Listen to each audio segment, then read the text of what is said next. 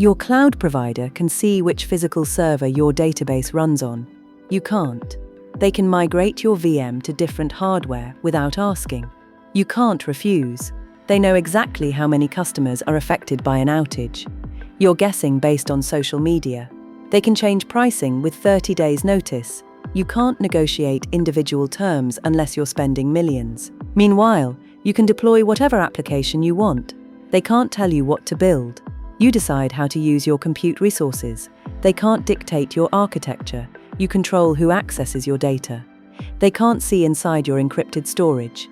This is control asymmetry, the fundamental imbalance where each side holds different types of power, different information, and different capabilities. It's not equality. It's a relationship with built-in structural advantages on both sides, but weighted heavily toward the provider. Understanding this asymmetry changes everything about how you use cloud.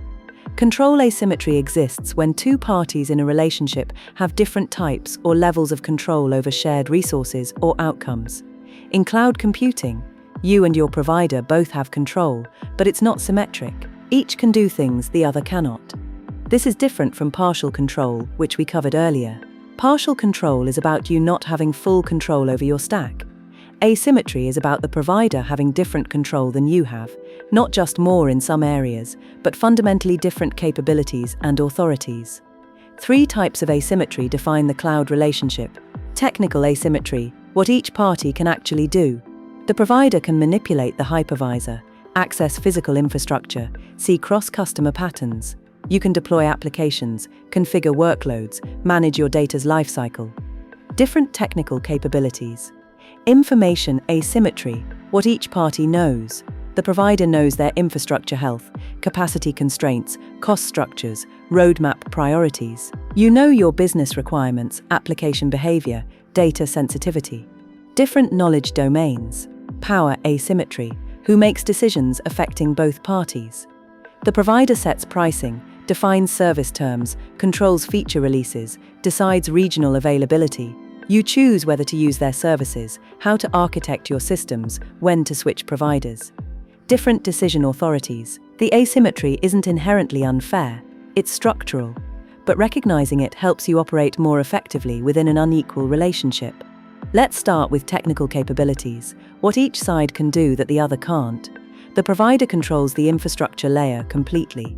They can physically access servers your VMs run on, they can inspect hardware health, replace failing components, optimize power consumption. They can see network traffic patterns across all customers to identify attacks or bottlenecks. They can implement changes to the hypervisor that affect everyone. You have zero capability in these areas. None. But here's the flip side. You control the application layer completely. You decide what software to run, how to architect your systems, what data to process. The provider can't see inside your encrypted databases. They can't modify your application logic. They can't access your customer data without your permission. In your layer, they're blind. The provider has cross-tenant visibility you'll never have. They can see patterns across millions of customers, which services are most popular, how different industries use cloud differently, what configurations lead to better performance. They use this aggregate knowledge to optimize their platform. You see only your own usage. You have application-specific knowledge they'll never have. You understand your business logic, your performance requirements, your user behavior patterns. The provider might suggest generic optimizations, but they can't tell you how to architect your specific application better than you can. That knowledge is yours. The provider can perform maintenance that affects you. They schedule hardware updates, patch vulnerabilities in the underlying infrastructure, migrate your resources to new hardware, all without requiring your approval. You get notified, maybe, but not consulted. In contrast, you can deploy code changes, modify configurations, restructure your architecture, all without the provider's permission or knowledge. This technical asymmetry creates interdependence. The provider needs customers using their platform. You need infrastructure you don't want to manage. But the capabilities are fundamentally unequal, and that shapes the relationship. Now let's talk about knowledge imbalance, what each side knows that the other doesn't. The provider knows their true costs. They know exactly what it costs to run a VM, store a gigabyte, transfer data. You're pricing in the dark, you know what you pay, but not whether you're overpaying or what margins the provider is making. This information asymmetry affects every negotiation, every architecture decision based on cost. The provider knows their actual reliability metrics. They publish SLAs, 99.95% uptime, for example. But they know the real availability across all regions, all services, all time periods. They know which regions are more stable, which services have undisclosed issues, which configurations are more prone to problems. You're operating with marketing-level data, while they have operational truth. The provider knows their roadmap. They're developing features that might solve your current problems, deprecating services you're currently using, changing architectures in ways that will affect you. You find out through announcements, usually with limited advance notice. You can't plan around changes you don't know are coming. You know your business context. The provider sees that you're using 500 VMs and 50 terabytes of storage.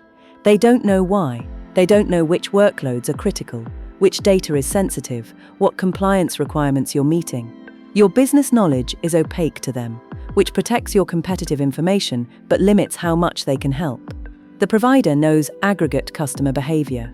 When a service has problems, they know how many customers are affected, which regions, what severity. You know only your own experience and what you glean from others complaining publicly. During incidents, information asymmetry means you're making decisions with incomplete understanding of scope and impact. You know your own infrastructure better than they do, but only your logical infrastructure. The provider knows the physical reality underlying your abstractions. This creates situations where you think you have redundancy because you deployed across availability zones, but you don't know if those zones are closer together physically than you assumed, or if they share unexpected dependencies. Finally, let's address the authority imbalance. Who actually makes decisions that affect both parties? The provider sets prices unilaterally. They can increase costs with 30 to 90 days notice. You can accept the increase or migrate. For most customers, individual negotiation isn't possible. The provider has pricing power. You have take it or leave it power. Those aren't equal positions. The provider defines service terms. The shared responsibility model, SLA commitments, acceptable use policies, all written by the provider. You can choose not to use services with unfavorable terms, but you can't rewrite the contract unless you're a massive customer. The provider sets the rules. You play by them or don't play. The provider controls service availability. They decide which regions to build, which services to offer where, when to deprecate old services. If they decide to exit a market, shut down a region, or discontinue a service, you adapt or leave. Their strategic decisions become your operational constraints. You control adoption. The provider can build services, but they can't force you to use them.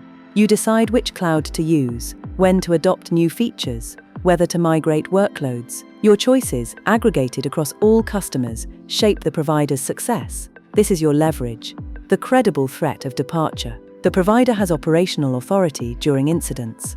When things break, they decide response priorities. Your critical outage might be one of thousands happening simultaneously. They triage based on aggregate impact, not your individual urgency. You can escalate through support, but they control incident response priorities. You have exit authority, theoretically. You can switch providers, but exit costs are real. Rewriting applications, moving data, retraining teams, changing processes. The provider knows switching is expensive, which reduces your actual power even though theoretical exit capability exists. Power asymmetry means negotiations aren't between equals. The provider has structural advantages. Your leverage comes from aggregate customer behavior and credible alternatives, not individual authority. Control asymmetry is the reality of cloud relationships. You and your provider have different capabilities, different knowledge, and different power. It's not a partnership between equals, it's a customer relationship with structural imbalances. Understanding asymmetry doesn't mean accepting exploitation. It means recognizing where you have leverage and where you don't, where you need to negotiate harder and where you need compensating strategies. The provider controls infrastructure. You control applications. The provider knows their costs. You know your requirements. The provider sets terms. You decide adoption. Asymmetric, but not necessarily unfair. If you understand what you're working with,